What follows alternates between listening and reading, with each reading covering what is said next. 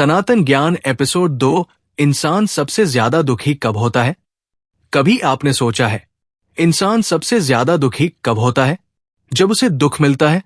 नहीं, जब वो किसी और की खुशी देखकर दुखी होता है।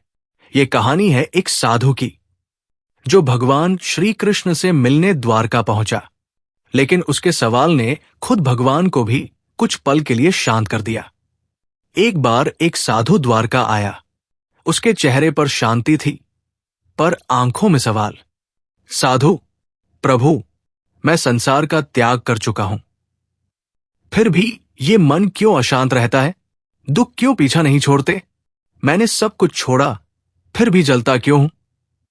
श्री कृष्ण मुस्कुराए और बोले, चलो साधु, तुम्हें एक कहानी सुनाता हूं।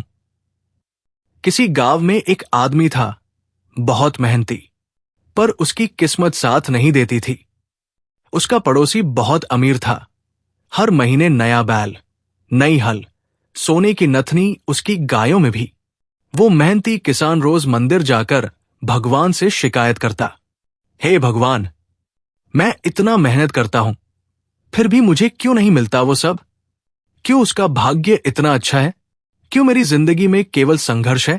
एक दिन भगवान उसके सपने में आए और बोले, तू दुखी इसलिए है क्योंकि तू अपने दुखों से ज्यादा दूसरों की खुशियों पर ध्यान दे रहा है। श्री कृष्ण ने साधु से कहा, जब इंसान दूसरों की तुलना अपने आप से करने लगता है, तभी वो सबसे ज्यादा दुखी होता है। त्याग का मतलब है अपने मन से भी मोह का त्याग। तूने वस्त्र छोड़ दिए, खाना छोड़ दिया, घर छोड़ दिया, पर तूने तुलना नहीं छोड़ी। साधु शांत हो गया। उसकी आंखों से आंसू निकले। प्रभु, अब समझा, असली दुख अंदर की आग है, बाहर की गरीबी नहीं। श्री कृष्ण बोले, संसार में सबसे बड़ा तप है, जो मिला है उसी में आनंद खोज लेना।